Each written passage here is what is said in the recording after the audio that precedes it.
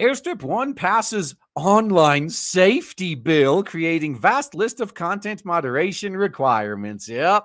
Oh, it's to fight the terrorists and protect the children, guys. Oh, you got to give up all your rights and freedoms. I mean, it's to protect the children. You don't want the children to suffer, do you? The UK has passed, Airstrip 1 has passed its much debated online safety bill, a titanic piece of internet regulation that has been debated and amended by the country's parliament for years. Nearly 300 pages long. Of course, none of the people voting on it read that. The bill creates a vast list of content moderation requirements for tech companies that wish to operate in Airstrip 1. Easy solution: stop operating in Airstrip 1. This shit would end so quick if a few companies were willing to just pull out. The government's own estimates show that the bill's reach will go far beyond the biggest tech giants, more than 20,000 small businesses likely to be affected. I guess they're not going to be operating in Airstrip 1 either then, huh? Airstrip 1's Office of Communications, the country's equivalent of the FCC, will have the power to levy fines up to £18 million, roughly $22 million, on non-compliant companies.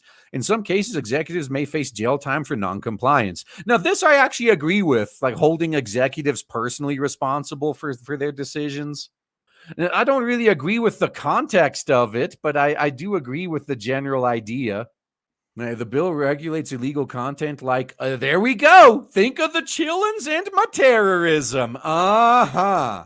And then now we just see what they label as child exploitation and terrorism, because the definition of those things, like it seems to be constantly expanding. But it also goes far beyond it. Oh man, they just took the mask right off immediately, huh? Companies will face penalties for failing to clamp down on scam ads, deepfake prawn, and even failing to offer users the ability to limit their exposure to anonymous trolls. All right, so Musk's plan to remove the block button, not going to happen. The bill's undergone several twists and turns during its development. At times, the government sought powers to override encrypted communications, leading to warnings from encrypted chat apps, Signal, and Facebook-owned WhatsApp that they may have to quit the country rather than comply. The government eventually backtracked on this measure. You see this? They already backtracked when these big companies just said, if you do this, we're going to leave. They should have done that with this entire bill.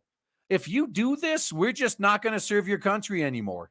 The bill's passage was welcomed by Imran Ahmed of the infamous Center for Countering Digital Hate. Oh, if this is like the Defamation League and the Southern Poverty Lie Center here in the U.S., this organization itself is probably a hate group. The organization behind Brandon's disinformation doesn't smear against critics of Cronachan policies. Not a good track record. Too much tragedy has really befallen the people of this country because of tech companies' moral failures, Ahmed said in a prominent comment reported by the Big Black Cock. Just think of all the tragedy that's befallen the people thanks to the fucking government. Does that mean we're going to have to replace the government now? Former U.S. State Department official and online freedom campaigner Mike Benz condemned the bill's passage, saying it will grant too much power to the sprawling Airstrip 1 deep state. It will.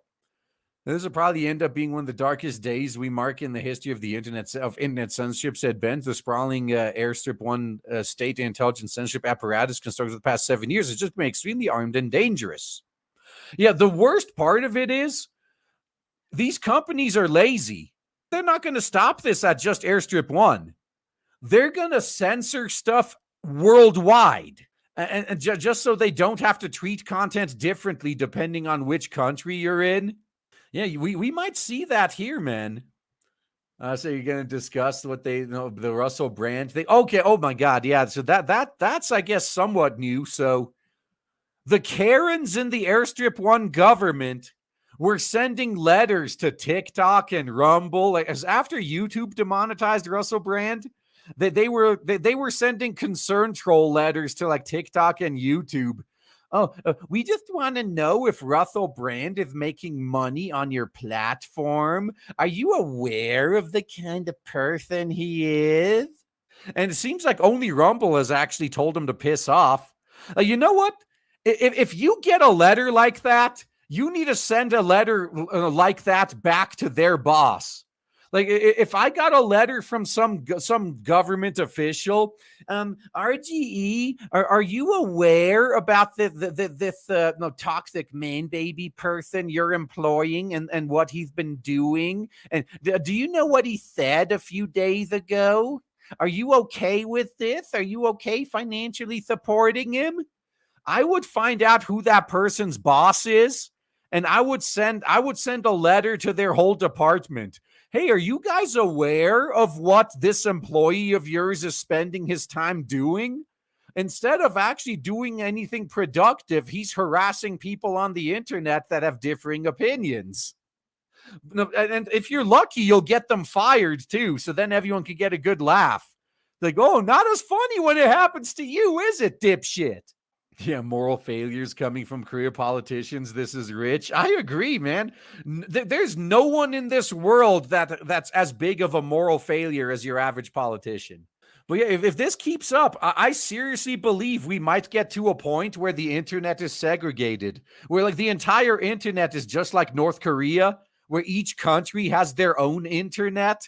And there might be some very minor crossover between countries, but in general, when you log into the internet, you'll only have your country's internet that you're able to access. Like that's the future we're heading towards.